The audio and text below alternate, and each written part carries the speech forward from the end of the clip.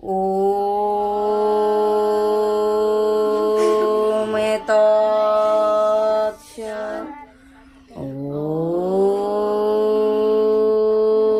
তৎসৎ। ওম তৎসৎ। ওম তৎসৎ।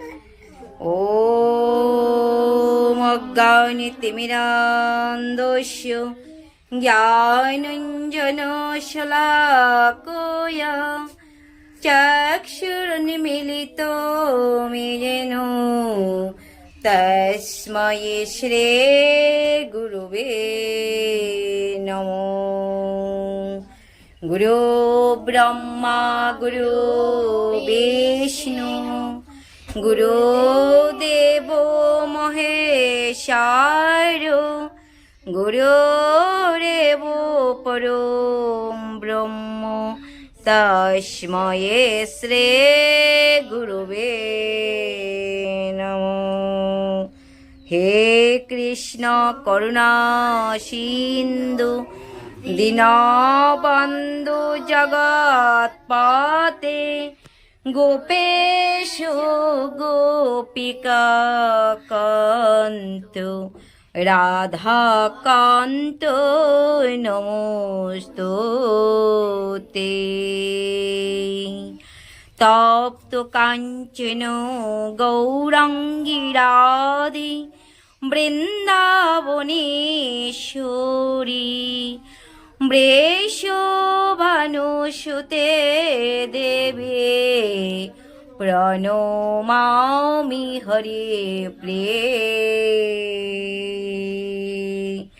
তমেব মাতা চ পিতা তমেব তমেব বন্ধুশ্চ সখা তমেব তমেব বিদ্যা ধ্রুবিণম তমেব তমেব মম সর্বো দেব দেব।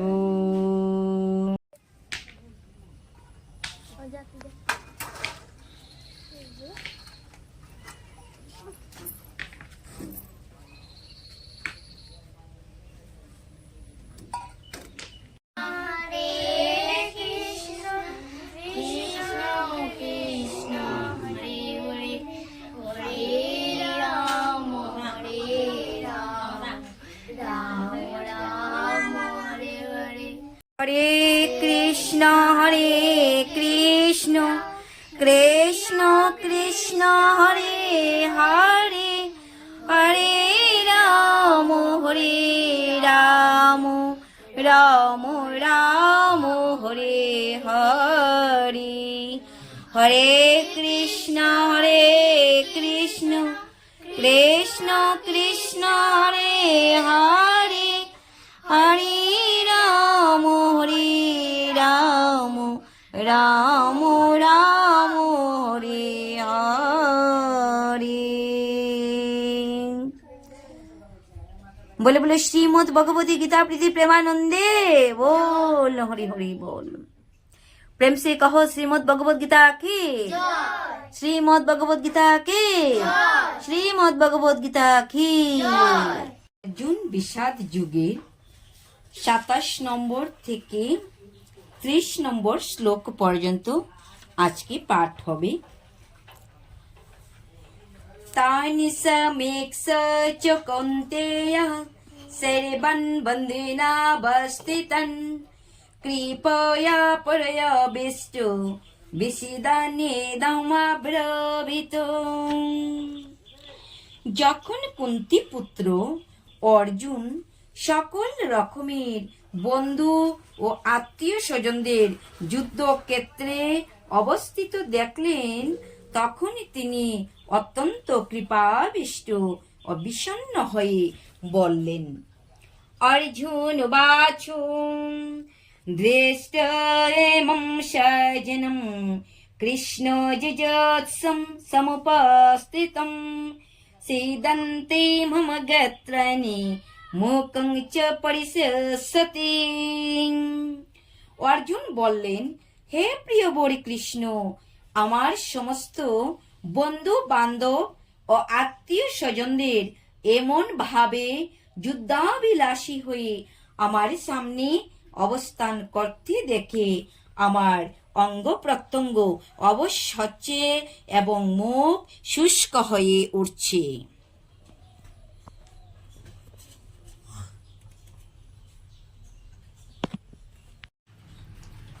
29 নম্বর শ্লোক। বেপতিশ্চ শারীরে মে হৃমহর্ষশ্চ জায়তে গান্ডীবং সংস্রশতে হস্তাৎ কিচিব পরিধার্যতে। বেপতুশ্চ শরীরে মে রুমহর্ষশ্চ জায়তে গান্ডীবং সংস্রশতে হস্তাৎ কিচিব পরিধার্যতে। আমার সর্বশরীর কম্পিত ও রোমাঞ্চিত হচ্ছে, আমার হাত থেকে গান্ডীব কষে পড়ছে এবং ত্বক যেন জ্বলে যাচ্ছে। 30 নম্বর শ্লোক। ন চোশুক নমি অবস্থাতুম ভ্রমতীব চ মে মনঃ নিমিত্তানি চ পশ্যামি বিপরীতানি কেশব। হে কেশব, আমি এখন আর স্থির থাকতে পারছি না, আমি আত্মবিস্মৃত হচ্ছি এবং আমার চিত্ত উদ্ভ্রান্ত হচ্ছে। হে কেশী দানবহন্তা শ্রীকৃষ্ণ, আমি কেবল অমঙ্গল সূচক লক্ষণ সমূহ দর্শন করছি। অর্জুন অস্থির হয়ে পড়েছিলেন, তাই তিনি যুদ্ধক্ষেত্রে থাকতে অক্ষম হয়ে পড়েছিলেন এবং তার মন এতই বিমর্ষ হয়ে পড়েছিল যে তিনি আত্মবিস্মৃত হয়ে পড়েছিলেন। জড়জগতের প্রতি অত্যধিক আসক্তি মানুষকে মোহাচ্ছন্ন করে ফেলে। এই ধরনের ভীতি ও আত্মবিস্মৃতি তখনই দেখা দেয় যখন মানুষ জড়াসক্তির দ্বারা অত্যন্ত প্রভাবিত হয়ে পড়ে। অর্জুন অনুভব করেছিলেন সেই যুদ্ধের পরিণতি হচ্ছে কেবল সজ্জন হত্যা এবং এভাবে শত্রু নিধন করে যুদ্ধে জয়লাভ করার মধ্যে কোনো সুখই তিনি পাবেন না। এখানে নিমিত্তানি বিপরীতানি কথাগুলি তাৎপর্যপূর্ণ।